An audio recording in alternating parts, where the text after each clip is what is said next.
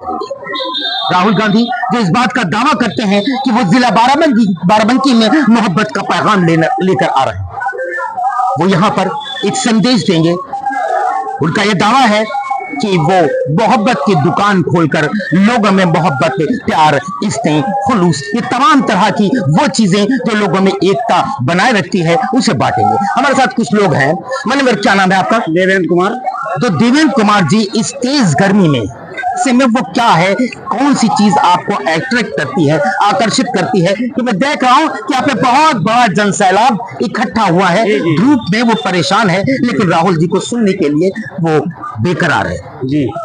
क्या है, क्यों आए आप? अरे यहाँ हम आए हैं, यहाँ हम देखना चाह रहे हैं कि जो है मशीन, कौन सी ऐसी मशीन है जिसमें आलू डालने से सोना निकलेगा।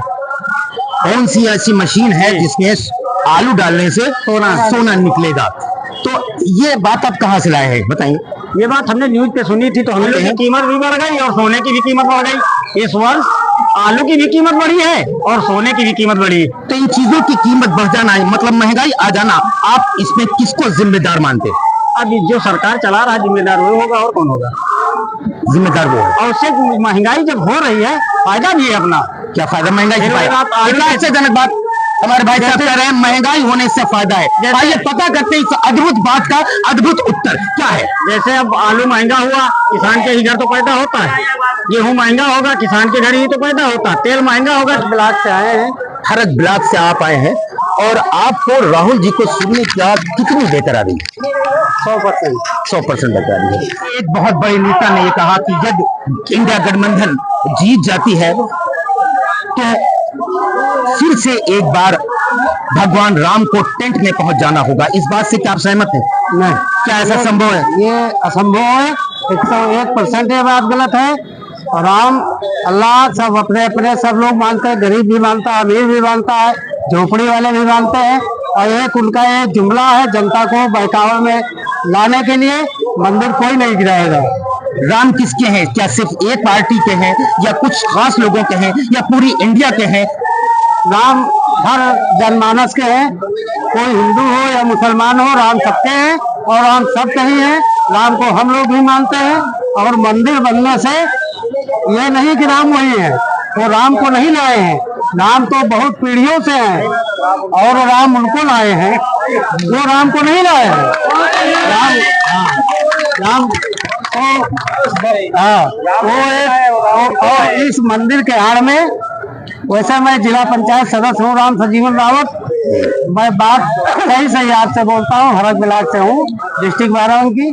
तो राम सजीवन जी, आप ये बताइए, आपकी पार्टी ये कहती है, आपकी पार्टी या और जो दूसरे जो विपक्ष के लोग हैं वो सरकार पर ये इल्जाम लगाते हैं कि अगर 400 सीट पाने का जो उनका दावा है पूरा हो जाता है तो बाबा भीमराव अंबेडकर द्वारा लिखा गया महान ग्रंथ जिसे हम संविधान कहते हैं वो बदल दिया जाएगा।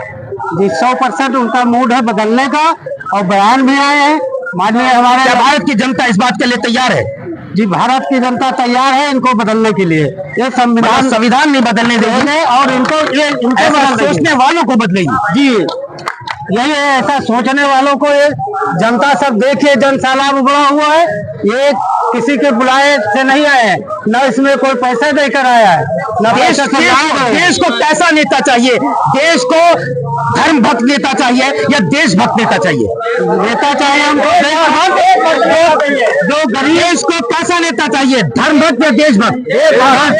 क्या ज्यादा इंपॉर्टेंट है आपके लिए रावत जी? आपके लिए क्या इंपॉर्टेंट है, देश या धर्म? नहीं, देश पहला नंबर। देश, धर्म तो यहाँ लोग फैलाए हुए हैं, धर्म सब एक ही है। ये कुछ और लोगों से बात करते हैं। मनोवर, कहाँ से आप आए हैं? ये मैं पश्चिम बिलाव से आया हूँ। पश्चिम बिलाव? बिलाव ये कहाँ पे पड़ता है? डिस्ट्रिक्ट बाराबंकी में? जी, यहाँ पे है, यहाँ पे 5 किलोमीटर दूर। तो ये बताइए, आप यहाँ पर क्या करना है? सिर्फ राहुल जी के जो एड्रेस होगा, यानी जो भाषण देंगे उसको सुनने, या कुछ और वजह है? भाषा सुनने आए हैं, देखिए क्या कहते हैं वो।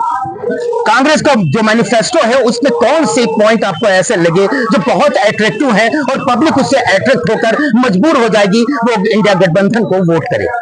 सबसे पहले जो वृद्धा वाला सिस्टम दिया है, 8500 रुपए मंथली, जो हमारी गरीब माएँ बहनें हैं उनको मिलेगा। किसी के जो है वो मोहताज नहीं रहेंगे। सबसे बड़ा फायदा ये होगा महिलाओं के लिए, चाहे किस भी वर्ग का हो। युवाओं के लिए मैं कुछ युवाओं से पूछने की कोशिश करता हूं, और जो अग्निवीर योजना जो है ठंडे बस्ते में, चलिए हमारे साथ एक भूतपूर्व युवा।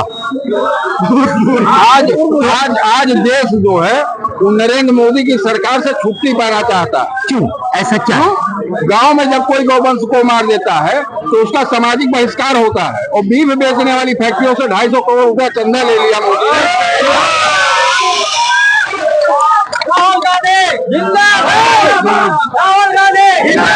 यहाँ पर जब बेनी प्रसाद जी आए तो उन्होंने, मोदी जी आए तो उन्होंने स्वर्गीय बेनी प्रसाद बाबूजी का नाम लिया, जिनके लड़के को हराने के लिए मोदी के इशारे पर काम हुआ। वो किस मुंह से बेनी प्रसाद जी का नाम ले रहे थे? बेनी प्रसाद जी बाराबंकी के लोगों के कड़कड़ में उनके रोए रोए बसे हुए हैं। गाय का सम्मान करना भारत की परंपरा है। गाय के गोबर से हम आंगन लिपा करके उसको हम पवित्र मानते हैं। गाय के दूध से हम वो ठाकुर जी की बटिया को नवा के हम मानते हैं इसमें भगवान है। और उनके साथ गद्दारी करने वाला बीफ कंपनियों से पैसा ले लेने वाले को हम कैसे वोट दे सकते हैं? आइए पता करते हैं कि भारत का युवा इस समय क्या सोचता है, उसके विचार क्या है और उसने क्या फैसला कर रखा है। हमारे साथ एक युवा, क्या नाम है आपका? मोहित मिश्रा जी। तो मिश्रा जी आप ये बताएं कि इस समय जो इलेक्शन होने वाले हैं 20 तारीख ने वाली 20 मई को लोगों को एक बार फिर से मौका मिलेगा कि वो अपने वोट की ताकत को दिखा सकें और एक अच्छी, सच्ची और बेहतरीन सरकार को चुन सकें। भारत का ये सबसे लंबा चुनाव जो लगभग 84 डेज चलने वाला है और जिसके 5वें चरण में आपको ये मौका मिलने वाला है। तो उस समय मोहित जी के दिमाग में क्या चल रहा होगा वोट करते समय? क्या मुद्दे होंगे जो दिमाग पर आपको ये जोर डालेंगे कि वोट किसके लिए किया जाए, ये फैसला करें? सबसे पहले तो आपको बता दें, चौथा चुनाव है, 2 विधानसभा, 2 लोकसभा। तनुज पुनिया जी के किस्मत साथ है इसमें, तो हम आपका नोट इनके पीछे बलराम नहीं करेंगे। आने वाली 20 तारीख का कमल का बटन दबा कर भाजपा के जितावत है। 2 लोकसभा हो गए, 2 विधानसभा हो गए। इनका किस्मत साथ देश नहीं, आखिरी बार है। इस बार अगर जो है युवाओं के साथ पाइन है लगभग 30%, लेकिन 20% यादव कटा है बाराबंकी से। आंकड़ों के बारे में बात कर रहे हैं और मेरा दावा है कि इनके पर्सनल आंकड़े हो सकते हैं। तो वो क्या कर रहा है, वो कौन सी बीजेपी के मैनिफेस्टो में ऐसा क्या है जो एक युवा को अट्रैक्ट कर रहे हैं?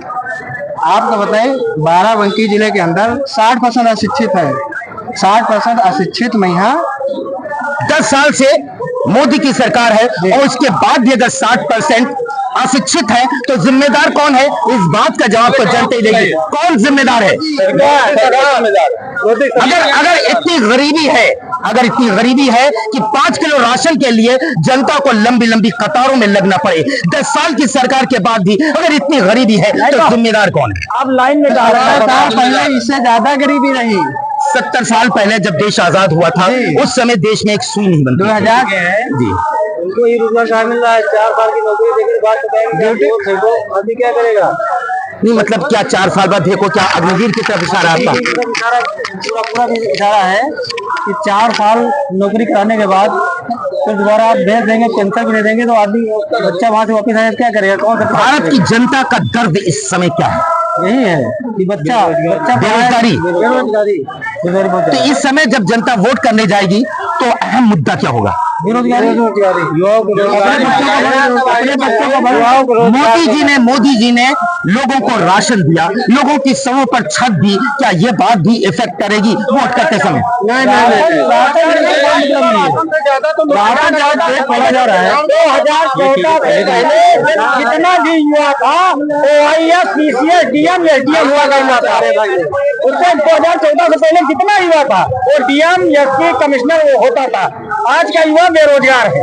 आप बताएंगे इसके बारे में? वो तो कह रहे हैं कि इससे पहले जो था 2014 से पहले सभी को जॉब मिल जाती थी। भाजपा के पदाधिकारी हैं दोनों लोग, वो मंडल उपाध्यक्ष है और वो उनका वो तो हमारे नौयुवाओं को रोजगार और हमारे यहाँ किसानों को कर्ज माफी और बहन बेटियों को जो उनकी योजनाएं जो लाई गई हैं वो इस सरकार के बनने पर मिलेगी। बीजेपी सरकार ने आज तक इस 10 सालों में लाइन में ही लगना पड़ा है नौयुवाओं को और किसान को हर तरफ परेशानी ही उसको झेलनी पड़ी है। और हमारी समाजवादी सरकार और कांग्रेस की बीजेपी ने धन योजना दी, ठीक है, और राशन दिया। आज तक उसने जो योजनाएं लाई उसमें हमारे किसान भाइयों को, नौजुवानों को लाइन में ही लगना पड़ा।